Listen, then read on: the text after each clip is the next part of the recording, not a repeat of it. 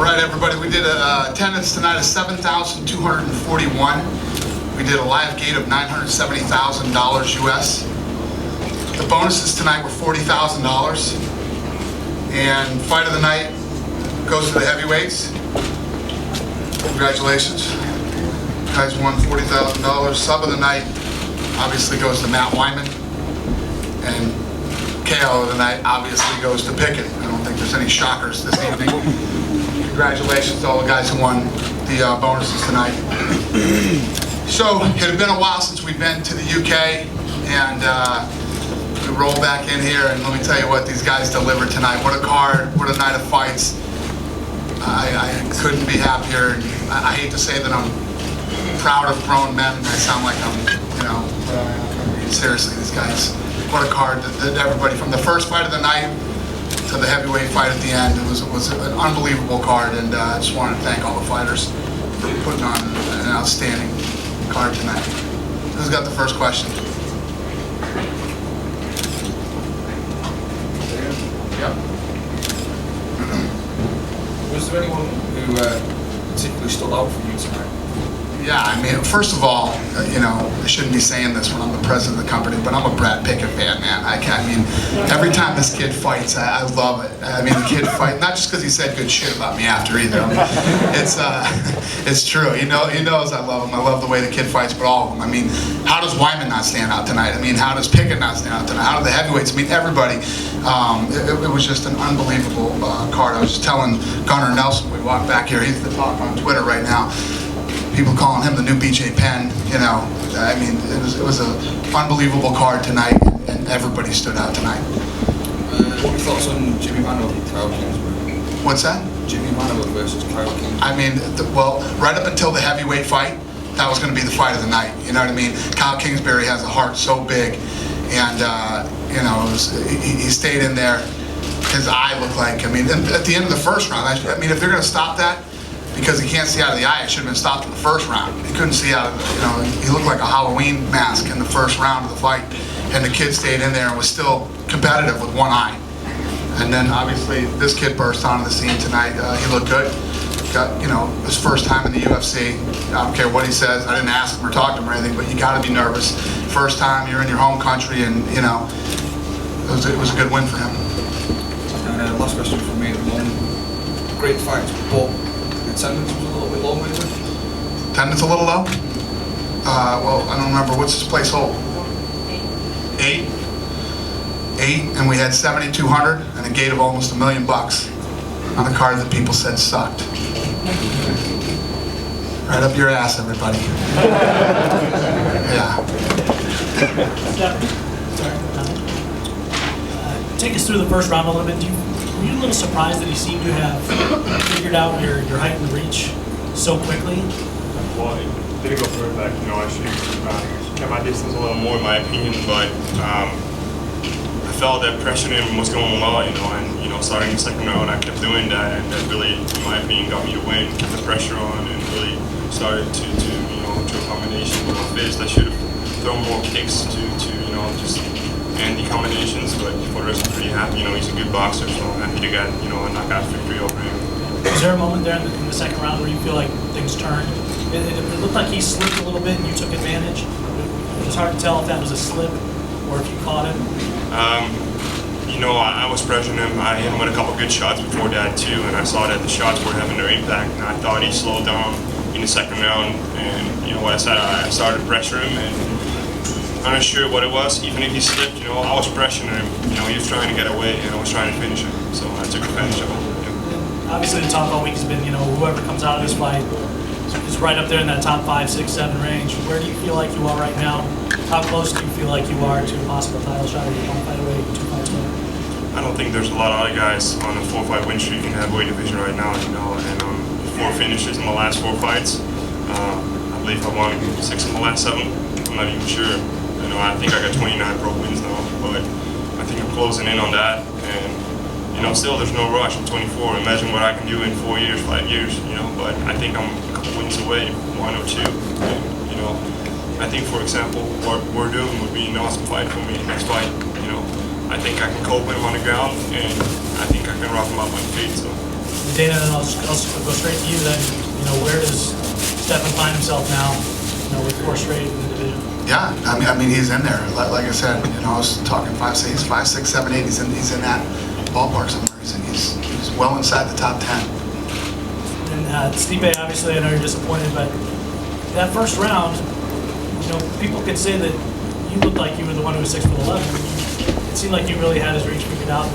His height difference was no problem. Can you kind of take us through that and maybe what the preparations were to be able to pull that off in the first round?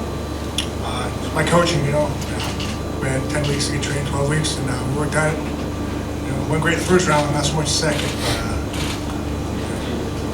Let's get back to drawing board. Question for Matt.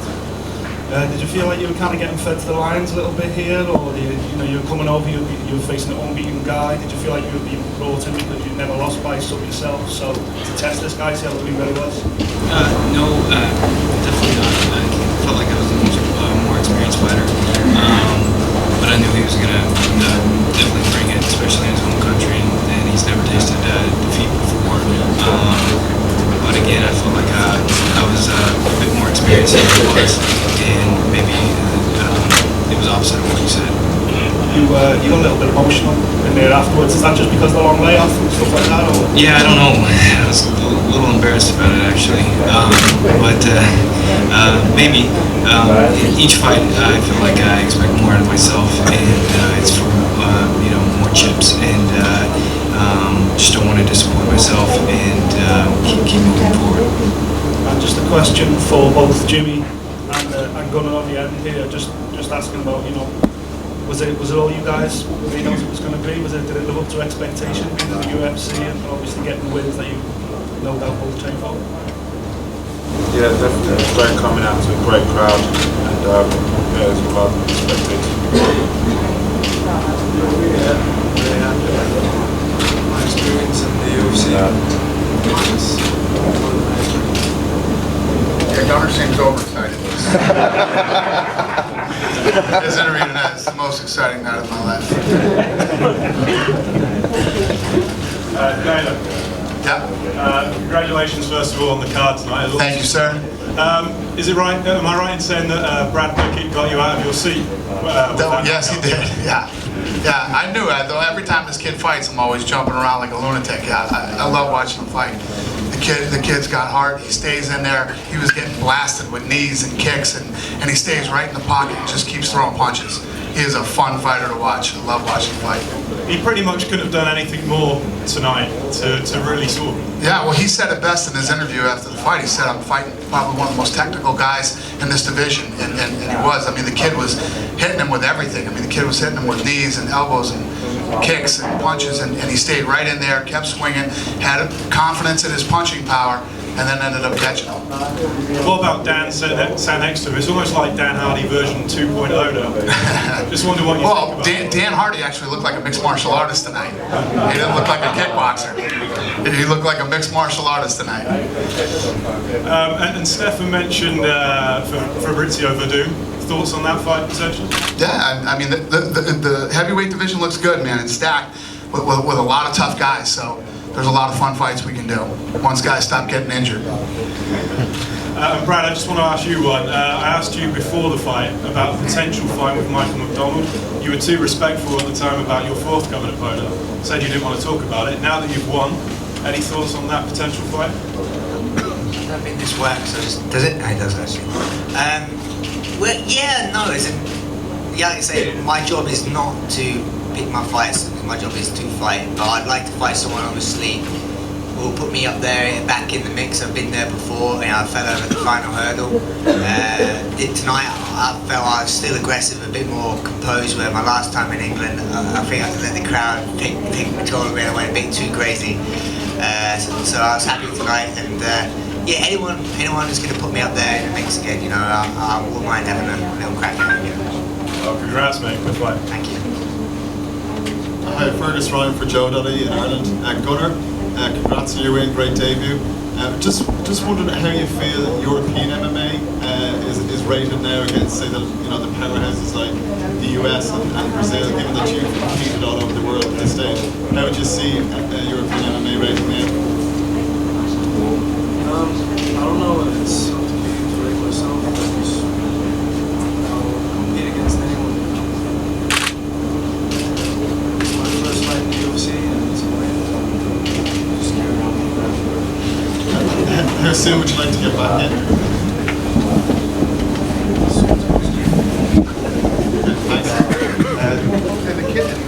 Dude, just for the record, has a ton of experience, came through the Ultimate Fighter, fought in the UFC many times, and had a massive weight advantage over him. You know, he came in heavy when he wasn't supposed to, and he was already coming in at a catch weight. He came in heavy. I mean, he looked fantastic tonight. Dan, did you have to really hold yourself back? There was times where you were waiting in for punches and then you shot in for the takedown. I think someone said you're Dan Hardy 2.0, the old Dan where he kept winning. Was it a real conscious effort to stop and shoot for the takedown? Was that the plan? Well, the old Dan Hardy got knocked out by Carlos Condit. The last time I fought in the UK, there was a lot of adrenaline, and there was a point about a minute into the first round where I kind of, I heard the crowd shout my name, and I kind of felt that. I want to start trading punches and going nuts, and so I stepped back and kind of bounced around a little bit. And I probably let the first round go, and I apologised to my corner between the first and second round, but I needed to let that pass and be a bit smarter because I'm working hard to improve, and sometimes if I let my emotions get the best of me, technique goes out the window, and I just want to see who's got the best chin. And, one time it didn't work out for me, and I don't want to take that risk again in my hometown. As long as you brought up DeMarcus coming in heavy like that, people were wondering should he have been able to take this fight because of his previous knockout. Obviously, you guys are even on short notice, but You're right, though. No, I agree with you. I don't disagree with you one bit. What happens is you get two guys, they show up for a fight.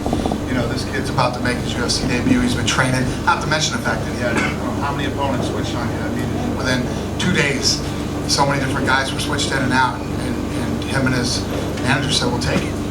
He's trained and prepared and traveled for this fight and everything else, and that's usually what happens.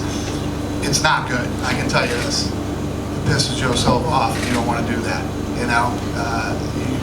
You're a professional, and if you say you're going to make the weight, you come in on weight. did he have offer any excuses for that, or obviously he signed up to fight 5 pounds heavier than normal, and Right. come in 13 pounds heavier than normal. Yeah. Well, we don't like that. It's not Read good. between the lines on that. It's never good. You just talk about the atmosphere when you walked out in your own town. It was pretty wild. I've been in that crowd a few times for the ice hockey, and that was the loudest I've heard it. It was pretty awesome. And I went back to the old England Belongs to Me as well, because I'm now 5-0 with that song, so I'll stick with that one as opposed to the version that I sing on, which is clearly not good for me. How would you compare the reaction Dan got to some of the reaction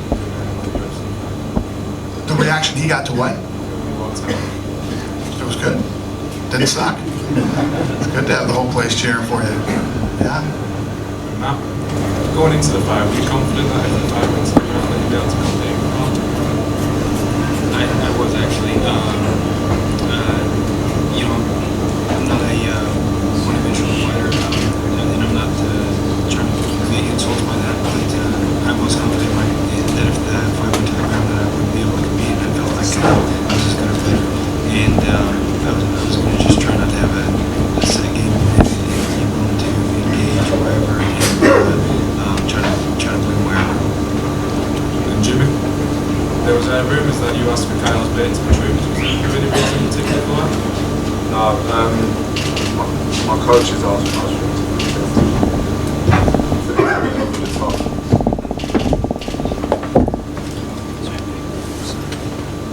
So Dana, will we have a title fight soon in Europe? What'd you say? A title fight soon in Europe. Will there be a fight soon in Europe? A title fight. A what? A title fight. Title fight.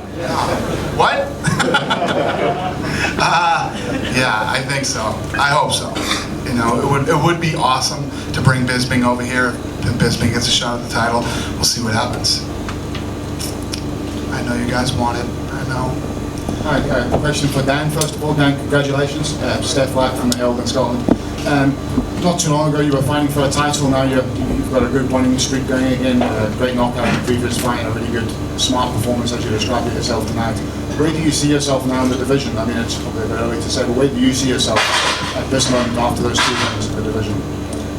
It's a deep division. I'm just kind of focused on myself now. I've made the mistake of looking too far ahead in the past, and now I'm just kind of focused on my journey and improving between fights, and whoever the UFC put in front of me, that's my next challenge and my next goal, and wherever the cards fall, I don't really mind who comes next. Nice. And then just quickly, I know you've spoken before about judges. There was a couple of decisions tonight that had a couple of us scratching our heads in the Watson fight particularly, and the Ogles fight. What did you just wanted to see your take on those 2 kind of strange calls from the judges? The Watson fight? I thought Brad Tavares won that fight. I think that the kind of controversy, that's controversy, someone scored it 30-27 to Watson, I think. Yeah. That's what I agree. That's a little crazy. And then, the Andy Ogle fight, I gave Ogle first round and the 3rd round, but first round was close too. It was a close first round. I'd say, let me tell you what, all in all, I think the judges and refs did a pretty good job tonight. I think stoppages were good. I agree. And having Watson 30-27 is a little crazy and a little lopsided, but at least the decision went the right way. And just finally, I'm sorry to bring it up again, are you any further along and potentially bringing the UFC to Scotland anytime soon? We are, and I know we owe Scotland and we owe Ireland another fight. Yes. So, yeah, we've Lorenzo and I have been talking about Scotland, so we'll see what happens here soon. Thank you. Hang in there, Scotland. And Dana, Yeah. sorry, have you any actual plans in stone for more cards in Europe or Ireland, the UK? Are there what? Is there a plan set in place for Ireland and the UK at the moment? We're working. Why don't you let me transition into this one really quick then? I'm sure you guys saw yesterday with the press release, and I retweeted on Twitter, Gary Cook is now coming aboard here in the UK. He's going to join the London office as Executive Vice President and Managing Director of Europe, the Middle East, and Africa. And, many of you know him. He has a very strong, outstanding track record of business. He worked for Nike from 96 to 2005, from President to General Manager of the international brand for Jordan. And then in 2008, he became the Chief Executive of Manchester City Football and completely restructured and rebuilt that club. Guy's a stud when it comes to running business and building brands and taking brands global. So I'm going to call him up here real quick. He's our new man that's going to get the ball rolling and get things going over here in Europe for us.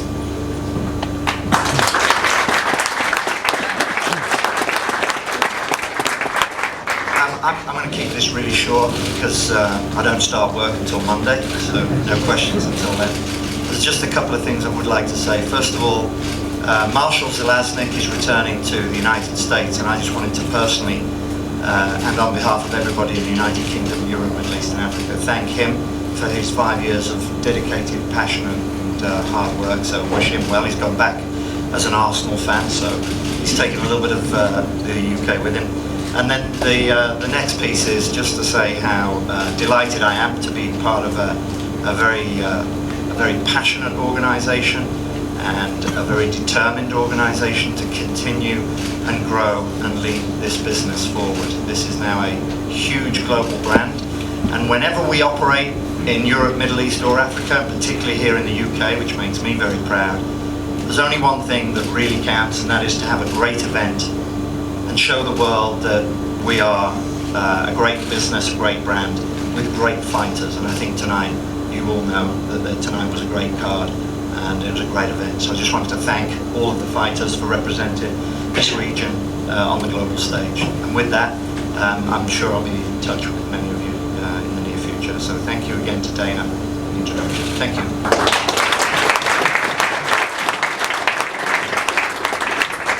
So the answer to your question is yes, we're going to be working diligently on not just the UK but Europe, and there's a lot of things. There's a lot of potential here in this market and throughout Europe, and I was just saying at the press conference the other day, those of you that were there, it's been this market's been a little tougher than I anticipated, Well, I'm feeling pretty good about it now. This guy's a stud, and he's gonna help us move the ball forward over here. Thank you, sir. Cheers. Thank you. Dana, you've recently re-signed now with ESPN over in the UK now. Do you feel there's a serious push now being put on by ESPN showing prelims now and to push the product properly now again over in the UK and Ireland? Yeah, and you know, that's what we've been working on. When you think about it, when you guys really think about how big this thing has become and how fast, you know, we're in over 1 billion homes worldwide on television in 22 different languages. So, I mean, we're getting this thing dialed in. We're getting it all figured out. There's a huge market here. I mean, every time we come to the UK, it's successful. We came here with a fight night tonight. We did almost $1 million UK gate American dollars. The fight in Toronto did 1.9 million with John Jones headlining. Okay, so it's a good market over here. There's a lot of top talent over here. There's a lot of crazy fans over here. Every time we go to Manchester, we go to London, you know, everywhere we go, the places are packed. People come in from Ireland and Scotland and Germany and all these other places. So we're getting our shit together, and we will get this worked out. Okay? Thank you for your patience. Sorry, just one more question. Gunnar, just the gym you come out of, there's a few guys in your gym that are very promising at the moment. Can you expect to see a few of those guys possibly, such as Conor McGregor, join you in the UFC pretty soon? Or Dana, would you like to comment on that? Any England, any Irish guys possibly you're looking at to sign? My man, I can understand about 1% of what you said. 99% of what you just said was gone. Sorry, just Irish guys. There's a few sort of names at the moment. Conor McGregor, obviously, with Cage Warriors promotion. And, well, here's the thing. This is what I was just telling these guys yesterday after the weigh-ins. You know, people are always saying there's too many fights. There's not too many fights. There's no such thing. As you continue to grow this sport, we have to do fights all over the world. We need more fights. If we don't have more fights, we don't. These two at the end, they don't get in. Some of these guys, his weight division doesn't exist. You know what I mean? So as we continue to grow, we continue to do more fights, and continue to do more fights in more countries, yes, you'll start seeing more and more of these talented guys that probably deserve to be in the UFC right now and aren't. Dana, I just want to pick up just on something you said, also something Gary said about the events themselves. And a couple of people have mentioned Scotland and Ireland. You've had this event tonight on Fuel, and I think with the card you've put together, it kind of suits the UK market right now perfectly. From top to bottom, this was a UK Fighters fan card.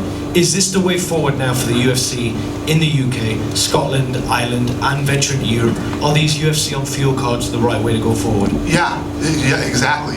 You're exactly right, and the answer is yes. As we do these fuel cards, we're taking these cars into other countries, not just the UK, but yeah, and we beam them back home. And yeah, this is how we cultivate the talent from around the rest of the world, other than the Ultimate Fighters that we're going to be doing in each country.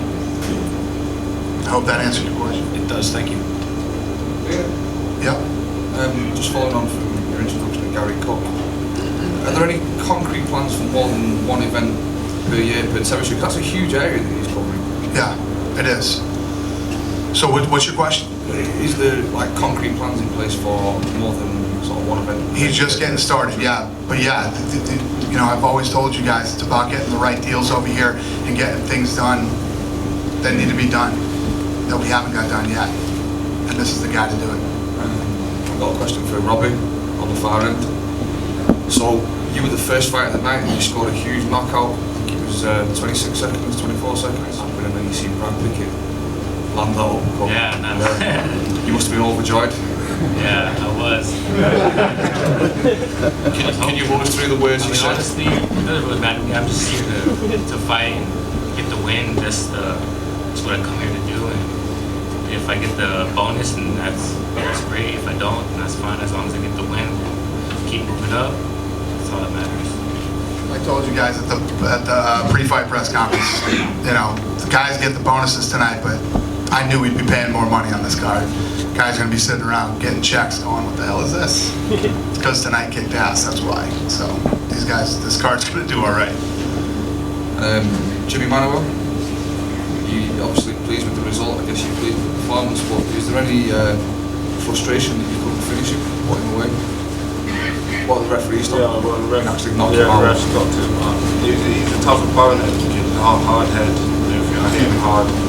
But I just come to win the fight and stuff, and win, not give it to the judges to, I mean, leave it in the judges' hands and that. So I'm happy with my performance.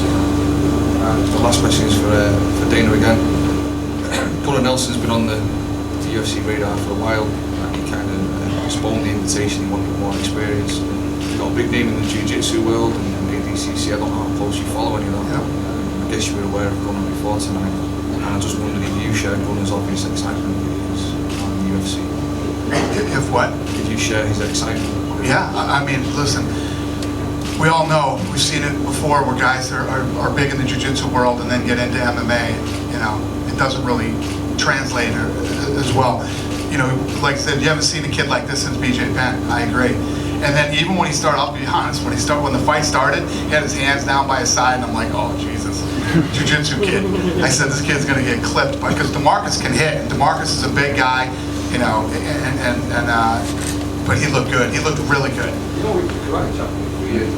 I didn't know that. Now I do.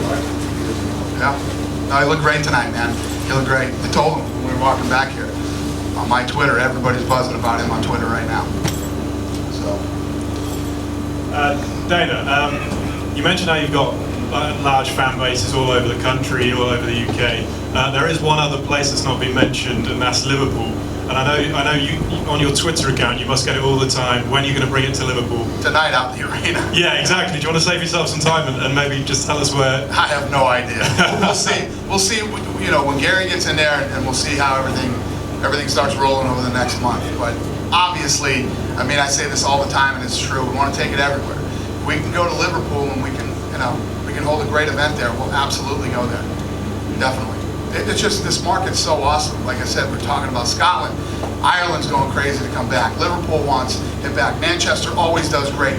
London is always awesome. So this market is hot, man. This market is strong. We just gotta, like I said a minute ago, we gotta get our shit together over here, and we'll knock it out of the park over here. And you mentioned that there's a chance of a Bisping title fight, possibly in Europe. I said maybe. Yeah, maybe. Yeah, that one. I said we'll see. But that used to be almost completely off the radar, as far as my understanding was. So there's a chance. What was completely off the radar? Title fights over here? Well, a Bisping silver title fight. I mean, I remember speaking to Bisping, and he actually he never thought it could happen. Yeah. It seems to be coming back our way. Anything's possible. It absolutely can happen. This is a great market over here. It absolutely could happen.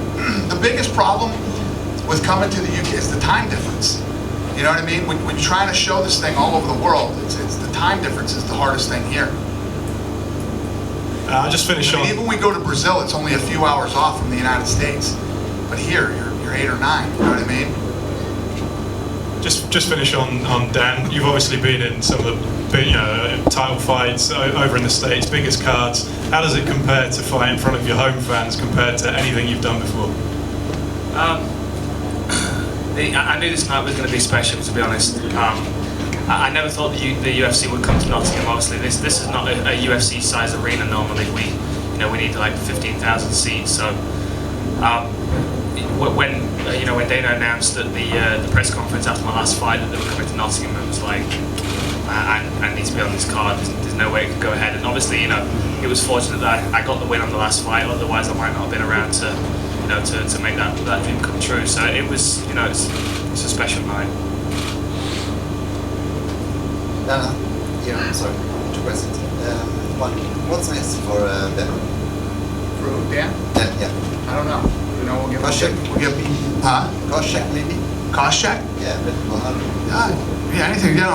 He's got 2 wins put together now, so anything's possible. We'll see what happens. He looked great tonight.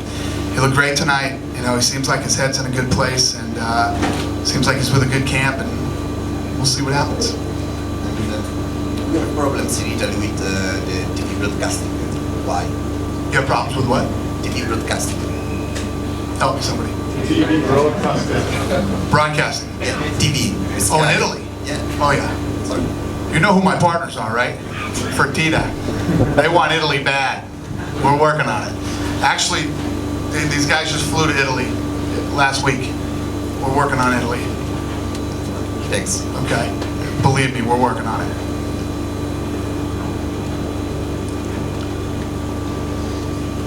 Take one more question. Got one more? Then I would have liked to ask you something about Italy, but he before me. So I'm going to go with Stefan. Okay. Stefan, and you said before that you would have liked to go to about 260, 280 pounds. But lately, last year, I believe, you always fight at 250. Is this something you change your mind about your weight, or just happened? I had a really long and hard training camp for this one, and to be honest with you, I couldn't eat the pounds on anymore. I just trained so hard and I lost a couple pounds, but 250, 260, I think I showed it doesn't really matter, I'll knock them out anyway. So in the future, maybe you get to 280 or something like that? I'm 24, so I got plenty of time to fill out, and maybe after this fight I'm going to take a look at my diet, and change some things and go up a little bit, but I don't want to do it too fast. I'm going to keep my speed and my agility and just, keep on building and building. I don't think it's even, a big factor to go up that much in weight. I need to be as fit as possible on this weight. I felt really good today. I could have gone 3 more rounds like that. So I just want to thank you all very much. Thanks to all the media and the fans. We had a great time here. We appreciate you very much. Have a great night.